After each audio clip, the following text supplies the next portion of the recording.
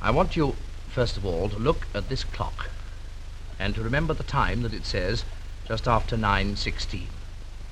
Now, the reason for asking you to do this right at the beginning of Panorama tonight has all to do with Vera, the vision electronic recording apparatus. And this machine, Vera, is recording this program, and it's putting the sound and the picture all together onto a magnetic tape. This is a pretty remarkable achievement in British television, as I hope we'll be able to show you presently. But let me just for the moment ask the scientists down at Nightingale Square if they'll turn Vera off, please. I want you, if you will, to look again at this clock and once again to note the time that it says, which is very nearly 9:20. When this clock jumps back suddenly and my pen disappears, you're on the telerecording by Vera. I want you, first of all, to look at this clock and to remember the time that it says just after 9:16. Now, the reason for asking you to do this right at the beginning of Panorama tonight has all to do with Vera, the vision electronic recording apparatus. The new machine is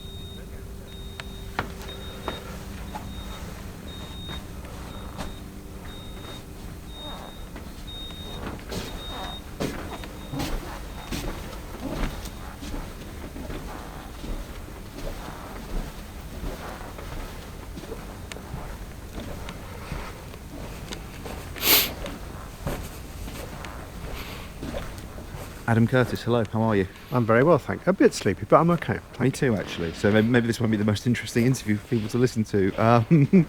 We're talking because your new documentary series, Shifty, out on iPlayer, a look at Britain, Thatcherism, monetarism, power, brings us to the sort of where we are now. Let's start off with, what does Stephen Hawking have to do with Margaret Thatcher? Well, in a funny way, and this isn't really me being perverse, I do think there's a sort of similarity between the two of those figures during that time, because what I try and show in the series is that Mrs. Thatcher sort of was a utopian in a sense, in her own way. She came in and she obviously thought that all these fuzzy ideologies like socialism or state planning were all wrong. But she did have her own sort of ideology, which is that you could somehow use a much more, what she saw, rational system of money.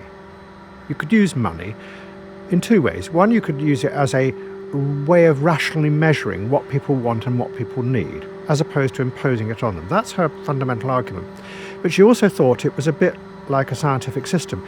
If you controlled the money supply in the right way, inflation would fall, everything would be okay. And that's what she set about doing. Unfortunately, that didn't. It sort of went out of control, and although Britain had been near deindustrialising before then, it accelerated massively, and the roots of quite a lot of the empty factories around this country lie back in that early period. So what actually happened was a rational system led to the most irrational of outcomes.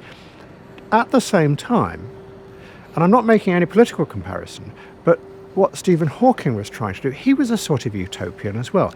If you look at all the films about him, of which there are a lot in the BBC, he's constantly searching for a way of uniting all the two big contradictory scientific theories of our time, and out of that, coming out with a unified, I think what they called a theory of everything.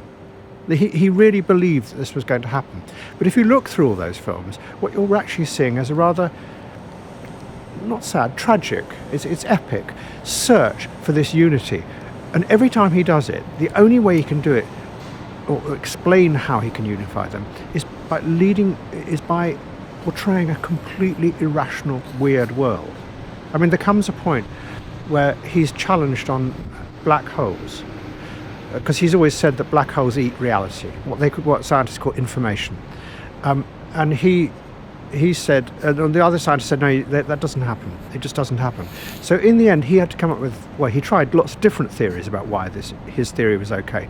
One of them said, well, yes, I know that they still do eat reality in this universe, but there are other universes completely similar to ours where the reality is not eaten. So that cancels it out, and that explains why I'm right. well, that's completely irrational. So in a funny way, I think there's quite a lot of similarity in the two. It's that desperate search for rationality at the end of an age of, I don't know, a belief in rationality, which, the Marxists and the socialists all believed in as well, reaching an absurd point. Yeah. There's a wonderful motif of him trying to achieve these very grand, like you said, epic ideas and theories, and then sort of just simmering away is his relationship with his wife, who is probably his most honest and sincere critic.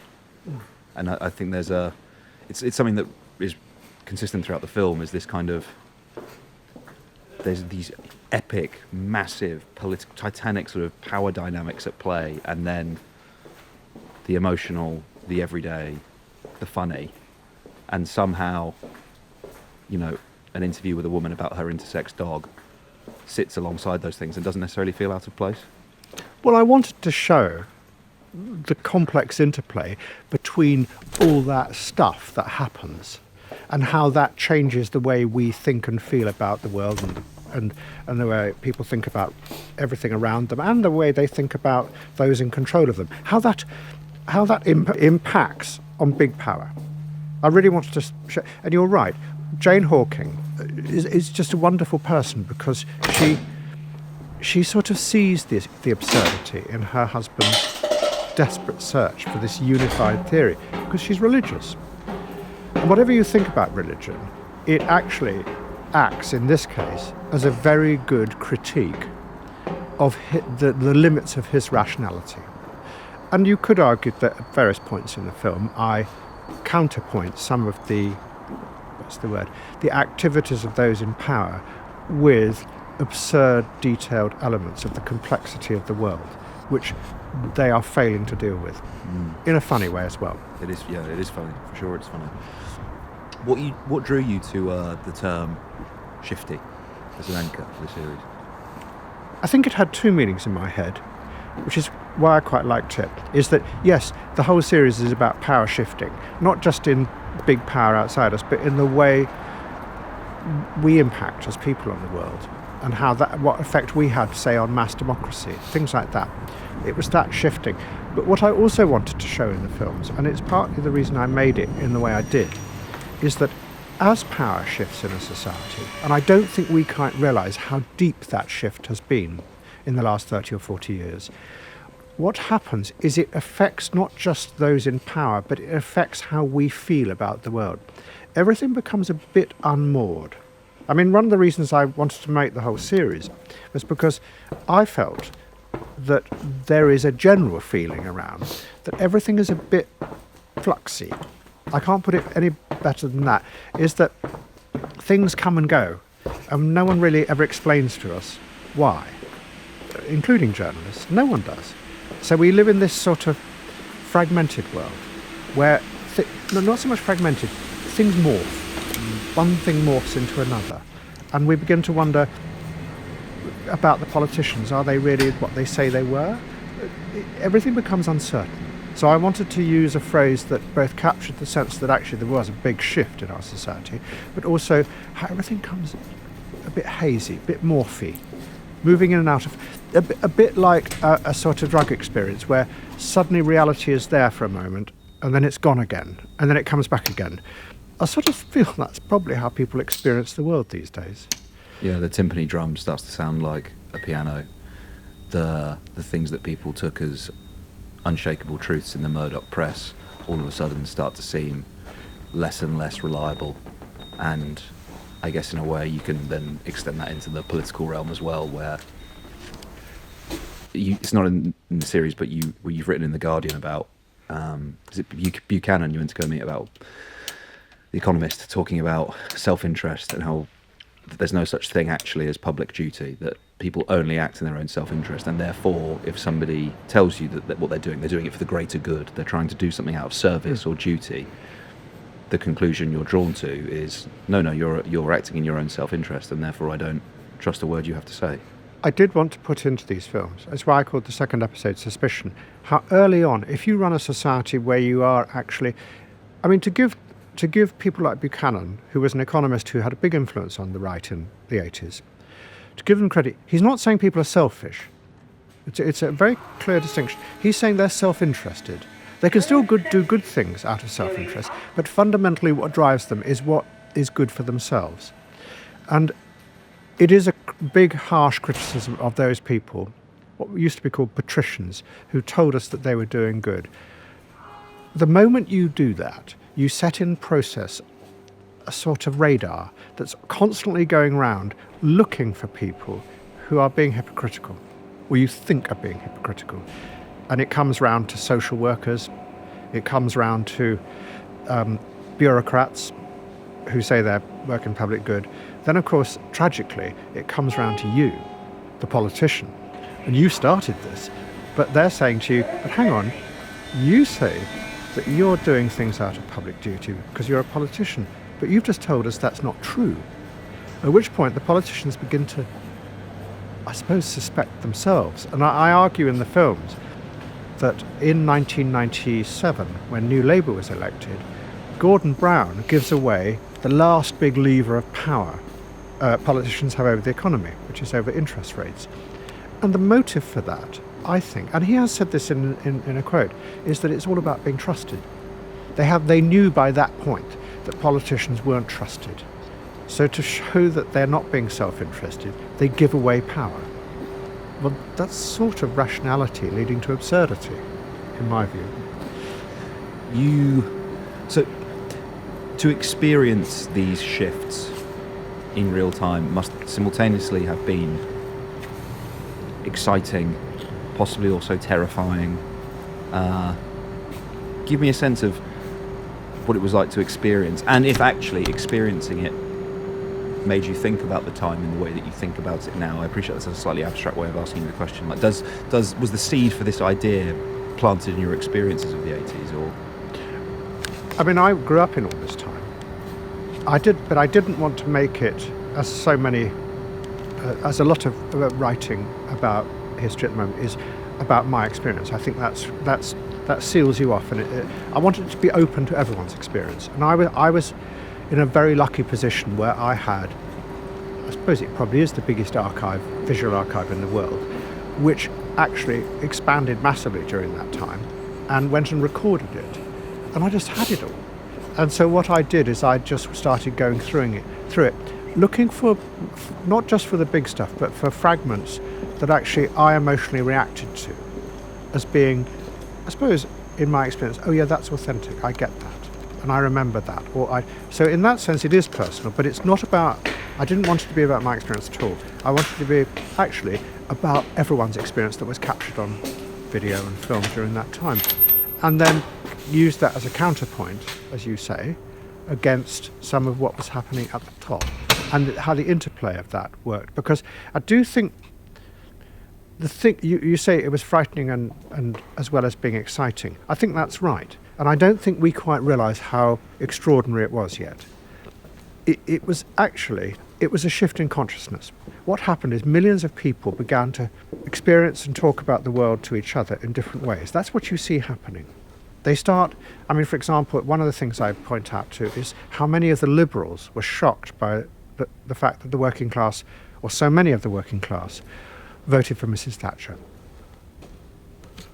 And in the face of that, I mean, there was a lot of protest, there was a lot of opposition, but I think many of them sort of gave up and retreated into culture.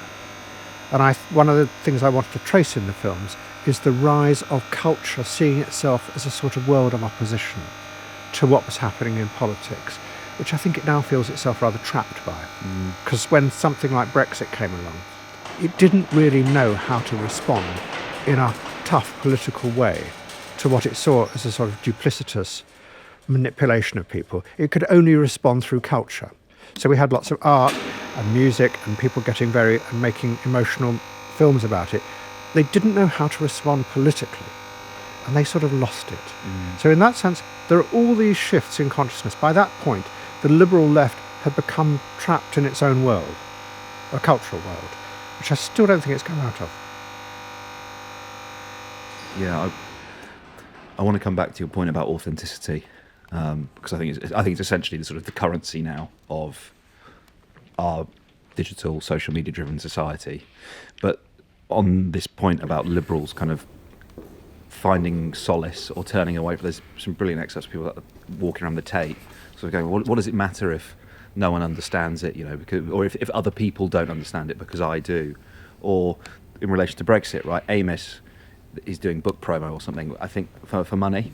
It's in 1984 for his novel Money. Yeah, and it's sort of, and you can that sort of snobbishness of looking down your nose at, people are just obsessed with money, or the implication being that they're not sort of Philistines, can't quite grapple with these high-minded concepts, and then you look at how people on the other side of the Brexit debate talk about the people that voted for it as stupid, ignorant, possibly bigoted. Well, it's very interesting in that interview. In 1984, he uses the S word. He says there is an enormous amount of stupidity around it. It drips with derision against these stupid people. And in my, I suppose, journalistic brain, there is a direct line from that to all those people I noticed around me in the liberal world of central London reacting to the Brexit vote by saying those who voted for it were stupid, which I just thought, well, actually, I thought that was stupid, because at the moment, if you call anyone stupid, you've lost them immediately.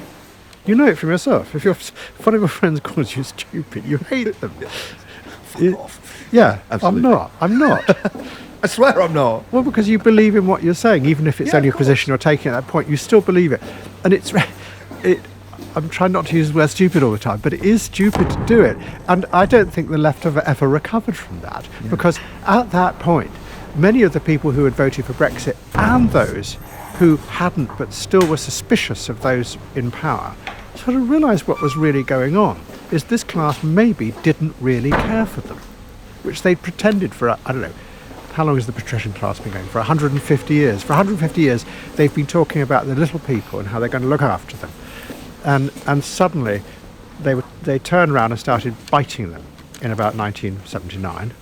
And Brexit was just the final straw. But they are marooned now. And I do think one of the real problems of our time is how that class that could actually provide some coherent political opposition to some of the powerful forces that are in play at the moment has cocooned itself in a world of a sort of abstract culture and patronising derision of the majority of the population. And I just think that's wrong.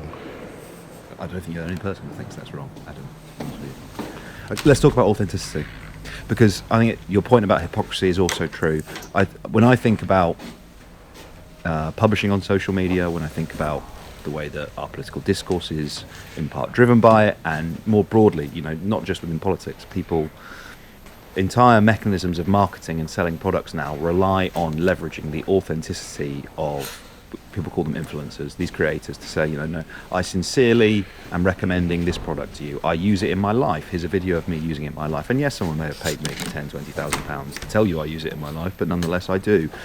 And again, hypocrisy, I think almost the sort of the worst thing you can possibly appear to be in this world now is inauthentic or disingenuous, or hypocritical at worst, where you told us you were this thing and it turns out you're not. And I think that explains the like ironic detachment that we have from sort of Gen Z now to where we are today, where it's like they've watched if you are authentic, you risk exposing your authentic self, and then you're mocked or derided for being your authentic self. Well, far better to never be seen to try. Far better to remove yourself. Oh yeah, yes, I'm wearing Crocs. I obviously wouldn't possibly be wearing those seriously. Do you see what I'm saying? I think that authenticity also connects to some political actors, right? Whether it's Farage, Johnson. Johnson's a strange one. Maybe Trump's a strange one as well. But by being bad, for want of a better word, they kind of say, no, this is my true self, right? It's like, because I've removed the veneer. This is authentically who I am. Yeah, I mean, I think it's gone through a number of stages. Yes, in an age where you aren't a member of any collective group that has power, then who do you trust? And you begin to trust those who you admire, and those who you think are like you, or those who you want to be like. And that happens, I think, throughout the 1990s. then when things go wrong, you retreat into yourself. One of the things I found fascinating looking at a lot of the footage of factual documentaries, news, throughout the 90s, is somewhere about 1997, 1998, real people, and I use that in inverted commas, start acting. I mean, I know that when you're filmed, you're always self-conscious, but something really big happened.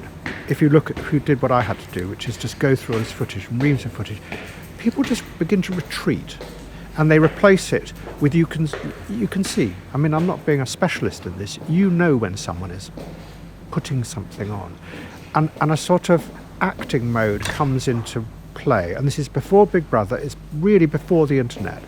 I don't quite know the reason for it. It's something to do, I think, with not trusting those who you might have trusted before, like the politicians. So you retreat into yourself. In response to that, you get this sort of wave of trying to prove that you are authentic from those in power. When that fails, which I think is 2008, when you suddenly realise that that class who have been saying, no, I'm authentically caring for you, when the banks crash, I'm not going to do anything to help you, but actually they're going to do everything they can to help those who caused the crisis, and then introduce what was called austerity, you don't trust them any longer. What you do trust, though, are the people who come forward into the political world and say, yeah, I am bad, but that's truly me. At which point you get Donald Trump. And I think that's true of Johnson as well, is that it's sort of like, this is really me. And I think there is this new, interesting, very complicated dynamic going on between the retreated individuals and the powerful figures out there, which is they create a pantomime version of themselves. You see that in Johnson. But at the same time, we also have a sense that that's sort of what he's like. I mean, it's not just in politics. You saw it in Ricky Gervais. Ricky Gervais in The Office, I think he was one of the very early people who managed to spot this, is that he was obviously playing a clown-like, ridiculous character, which we all know, but we also had a suspicion that he was actually quite like that as a person. And he knew that we knew that.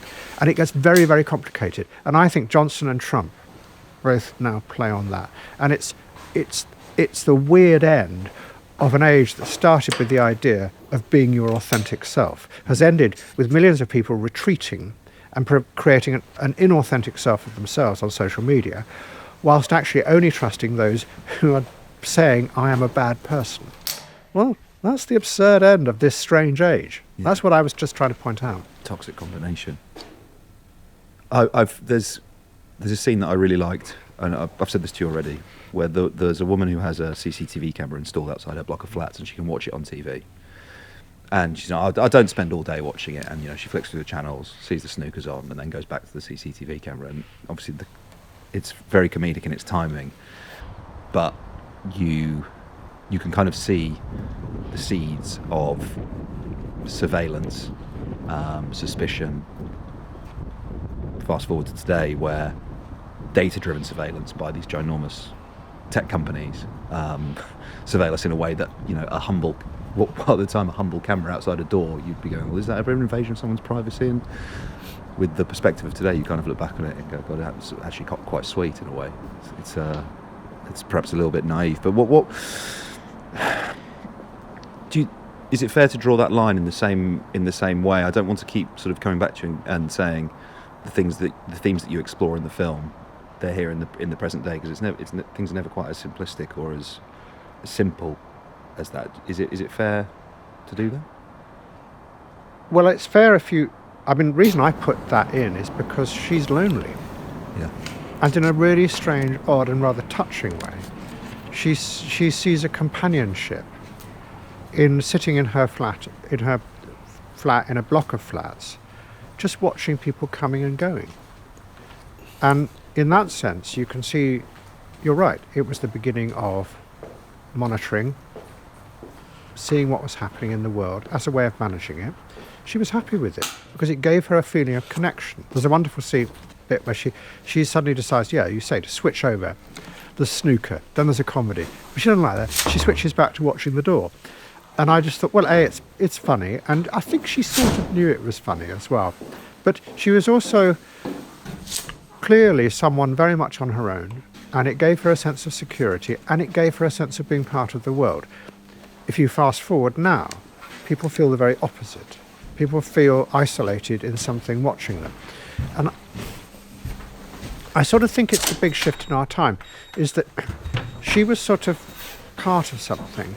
We now feel that you're part of a system that's constantly not just monitoring you, but extracting stuff from you, taking stuff away from you, whether it be data, whether it be your anger. I mean, actually, you can see, I think people are beginning to realise that they are deliberately provoked by people in power in order to make their attention longer online or whatever.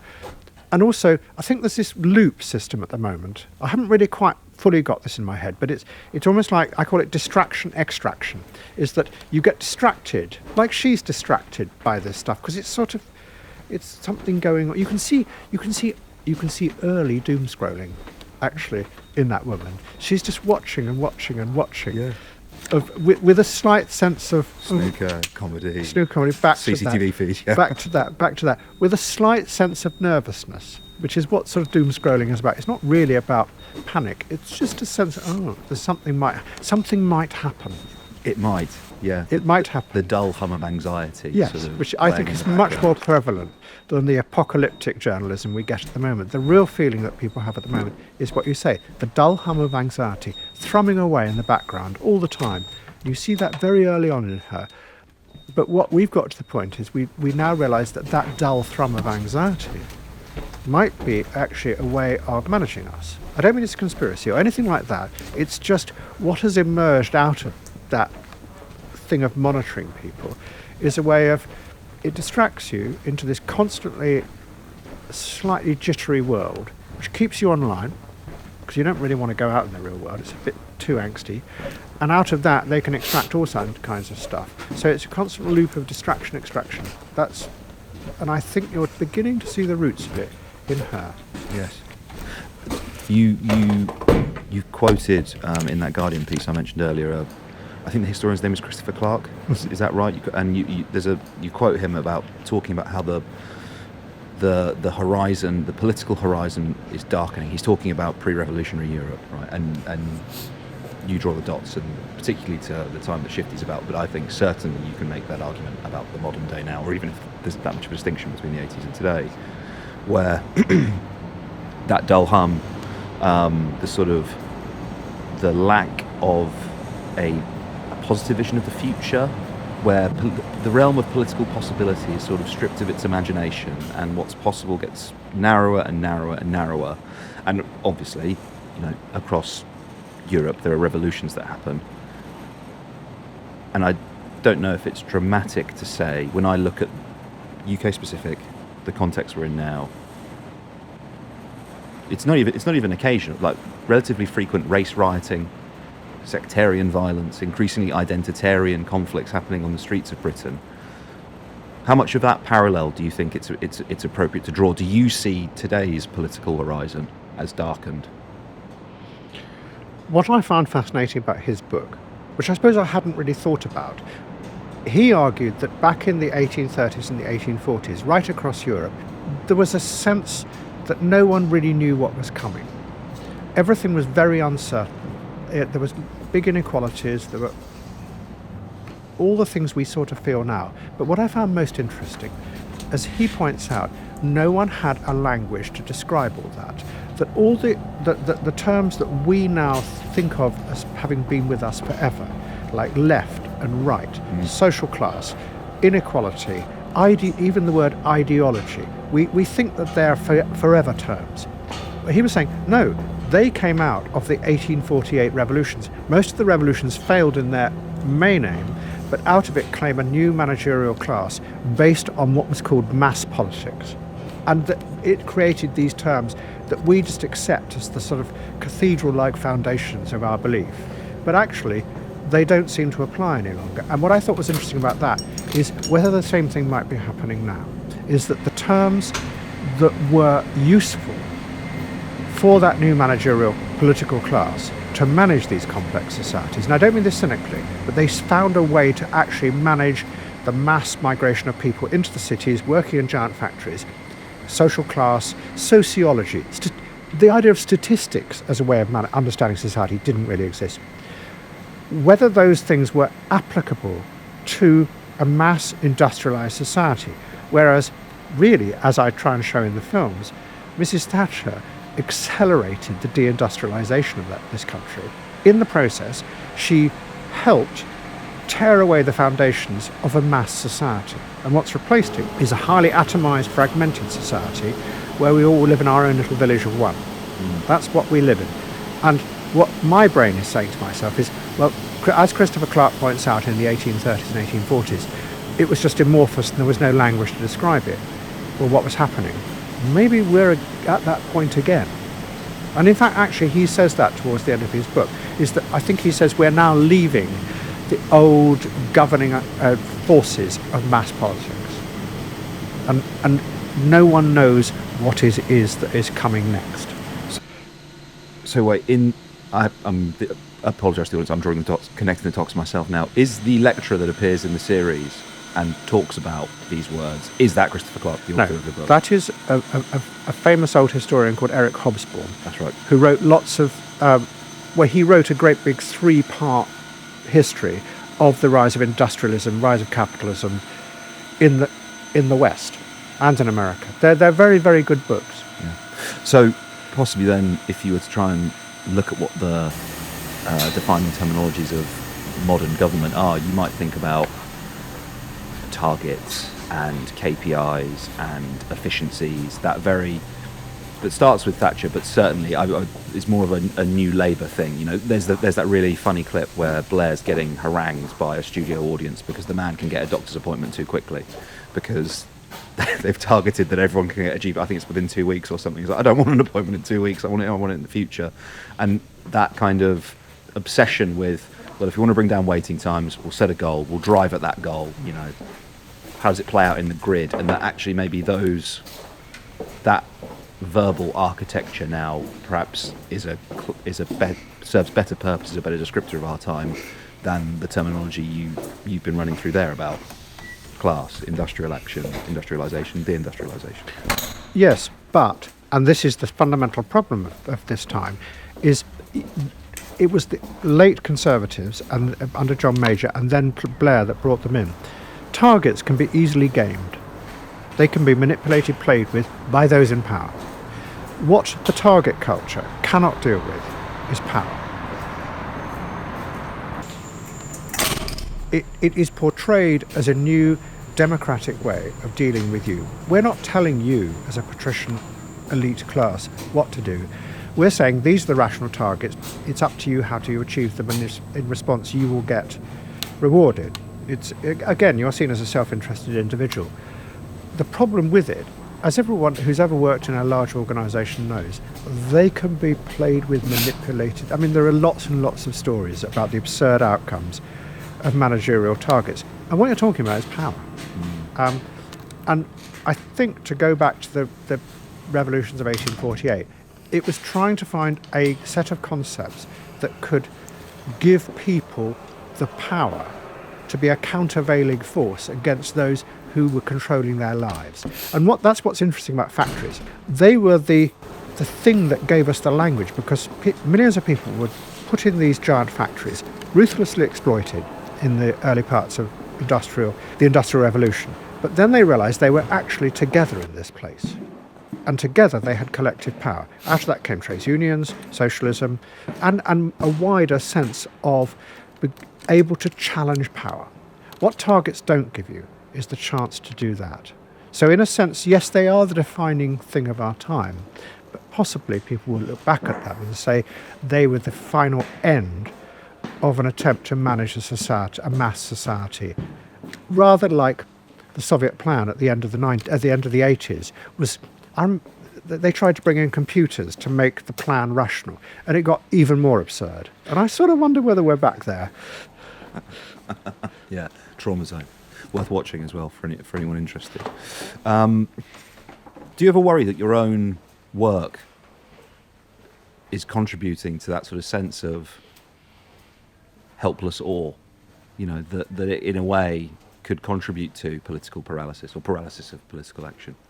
I do think one of the big problems of our time is that partly because of technology, partly because we're terrified of the future, we constantly, and partly because we're obsessed by culture, we constantly look back and replay the past to ourselves. I don't think it's fetishizing, it's sort of an attempt not to look forward, an attempt to go backwards. And part of it also involves the technology where you can cut and paste the past in any way you can, which was a godsend to me when I was starting in television. It's how I found my voice. And I do sometimes wonder whether I am part of the problem as well. That I came into this with sampling. It's when sampling was rising up, because that's really what I do. I sample the past and rework it. I mean, in my defence, I would argue I'm doing it to try and provoke you to look at the present in a different way. But I do sometimes wonder whether I might be part of the problem. It's true. And that actually, if you are ever going to move forward into some kind of better future, there's going to have to become a sort of quite almost like tough thing which says, no, forget the past. Just forget it. You're trapped with the dead. It was ever since someone pointed out to me that when you watch old comedies on YouTube, you're listening to the laughter of the dead. And I just do wonder whether we're sort of, the people in 100 years' time will say, they just spend their time living with ghosts, playing back John Lennon, old strange images of Kurt Cobain, endlessly, again and again, and not just for older people. Everyone watches it, everyone plays with it, everyone sends memes around with it. But what you're doing is you're endlessly living in a kaleidoscope of ghosts. I just think people will look back and say they were too frightened to go into the future. They were frightened. And I think it's something to do, and this is me joining the dots, that back in the 80s, a very powerful class retreated from politics into culture, and they began to obsess about it and possess it, and we're sort of trapped in that world now. Just as much as we're trapped with targets as the deracinated end of a way of managing society, we are trapped with an obsession with culture and the culture's past, which came about when the liberals went and colonised culture in the 80s. It's so interesting you saying that, because I was thinking about during COVID when I was, trapped in my house, scared, didn't want to think about the future. And what was it that I watched on YouTube? Invariably, it was like a variety of things, Nirvana at Reading, but generally there would be a crowd. Do you know what I mean? And it would, I think, a pretty simple yearning for kind of, being in a space with other human beings. But when you just said, the laughter of the dead, there's definitely some old concerts I watched where you go, well, a fair amount of the crowd probably aren't here anymore, a fair amount of the band possibly aren't here anymore. And absolutely fear played into my rationale for watching it, because I absolutely did not want to think about the future. I didn't even want to think about the present. It was escapism. Yeah. It is. It's sort of, I think it's very strange. And I think it's partly the technology, but it's us. We're frightened. No, we're not frightened. It's a safer place. So, if individualism is a trap, and politics is possibly theatre, and culture is a retreat, where does that leave someone who intends to be a serious thinker in the modern day? What is it that is coming? Yeah. Well, the truth is no one knows. I mean, I have a sense that there's something beginning to this is why I was so influenced by Christopher Clark. There is a sense that this fluxiness, out of it will come something. And what you're talking about is a language that actually describes to people why they feel, why you felt like that in COVID. I mean, you can argue it's because you were frightened, but actually it's something to do with knowing you're part of something bigger, but having no idea of how to deal with it, how to change it. Because the fundamental thing of our time is that most people feel dissatisfied with this time. So it's a paradox. We endlessly play back the past to ourselves, which keeps us treading water. We're not moving forward into the future. But at the same time, we don't like this time. We think it's unequal. We think it's unfair. We think it's frightening. There's a sense of dread about the future. So you've got this strange mix. No one in power has come along and given an explanation which people go, oh yeah, Oh, I see. That's what it is. And out of that would come a language, I can't describe it any better than that, that makes sense of it all, which then allows people to come together and still retain a sense of being individuals. You're not going to get rid of that. And we're waiting for that. I mean, some people go, oh, it's going to be religion. But I think that's yet another nostalgia. Yeah, trapped in an aesthetic loop from, 2,000 years ago. Is culture possibly the thing we have to get rid of?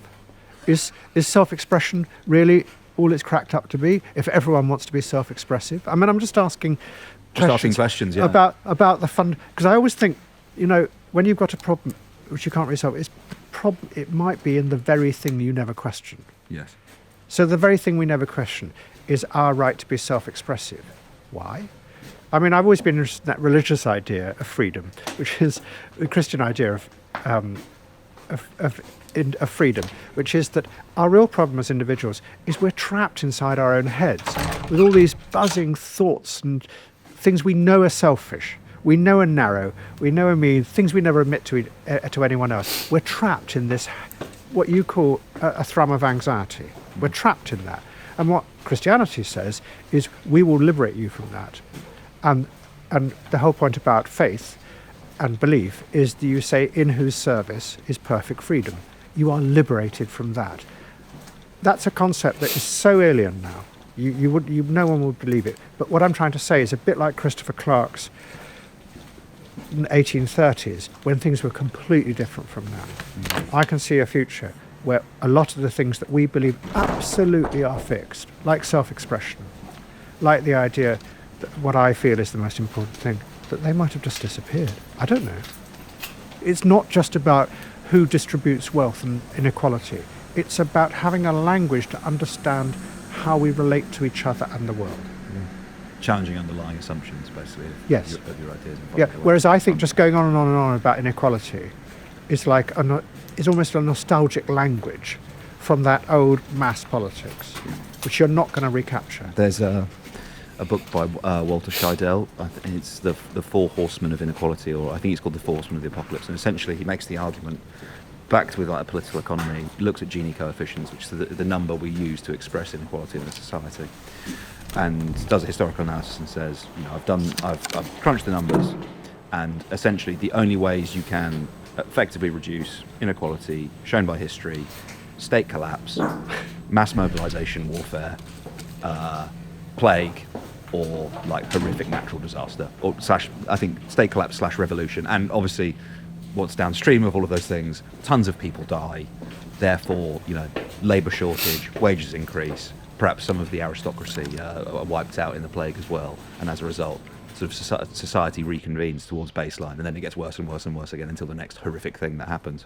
When I hear people talking about inequality, his book kind of looms into my head every time and go, yeah, maybe there aren't any other ways of addressing it. Maybe it is just horrific thing happens and we reset. That's not necessarily true. The inequality, I mean, there is a sense of that doomed vision around a lot at the moment, but it neglects the fact that some of the great achievements of our society and American society have happened through mass politics and mass democracy. And you mustn't diminish mass democracy. It was an extraordinary achievement because it allowed people to come together, have power, challenge those in power, become a countervailing force to it, and actually liberate a lot of people from poverty and transform the world. It had lots of side effects which are terrible, but what it led to was an emerging idea of the self. And that began to eat away at some of those mass democratic ideas. That doesn't diminish those ideas in any way at all. And the choice is whether you have some apocalyptic thing that you're describing about, or whether you find a way of actually allowing the sense of being a free individual, which is a noble idea, to connect again with a sense that you can actually have a countervailing force against those in power. And I think that's probably achievable. I think it's probably achievable with the technology we have. I think the internet is probably in its early stages. It got co-opted by venture capital in the dot-com crash of 2000. It probably could be liberated from that if the governments had the courage bust open some of the cartels that are really dominating it. I think there is a wider intelligence abroad, a sort of sense of understanding the world because of the internet than we've ever had before. I'm not saying I'm optimistic, I'm just saying it's wrong to diminish those ideas and just say, oh, it's only going to happen because of a war. I don't know whether that's true, but I think we neglect that at our peril. That we have the capacity to be transformative. Yes, not human beings can be anything. We are endlessly mutable as human beings. We are. It's just extraordinary. And every age, when it comes to the end of itself, has a limited view of human beings. It says, no, that's what we are. That's it. And I don't believe that's true, because if you look back at history, other versions of people we're mutable, which is actually why being in a sort of fluxy, hazy, morphy time might actually be the other way forward. Might. What do you want to do next? Well, I've been given, because I've got this fantastic guy who just goes around the whole world. He works for the BBC, he's called Phil, and he goes around to all the BBC offices all around the world and digitises all the unedited material in the back cupboards of every single office. He's been going around for about 5 years. He's come back and given me unedited tens of thousands of hours from practically every country in the world. I mean, I'm exaggerating, but so Japan, both Koreas, India, large chunks of Africa, all of China, America, Latin America, Cuba, and Italy, interestingly enough. And the BBC would like me to do a history of the modern world. I'm not sure how to do it. I mean, I'm tempted to do it by saying, look, the really interesting country that we're beginning to look at in a very different way now is America. It's suddenly changing. We grew up more in American culture than we did in British culture. But it's changing now. We're seeing it differently. It sort of feels differently. And I wondered about trying to do a sort of a story of America, but completely from the perspective of all these other different countries, whether it be the Democratic Republic of Congo, Japan, Italy, because these were all countries that were set up by America in the years immediately after the Second World War. And I just think there's some very clever thing to be done there, but I don't know how to do it. And will people be able to hear your voice in that series? Yeah, I think it's about time what's it called? Found my voice again. Yeah. Adam Curtis finds his voice. That could be, you can call it that. Shifty, Adam Curtis finds his voice. Adam, thank you so much for making the time to speak to us. Pleasure. I really appreciate it. The series is brilliant. People can find it on iPlayer. Thank you.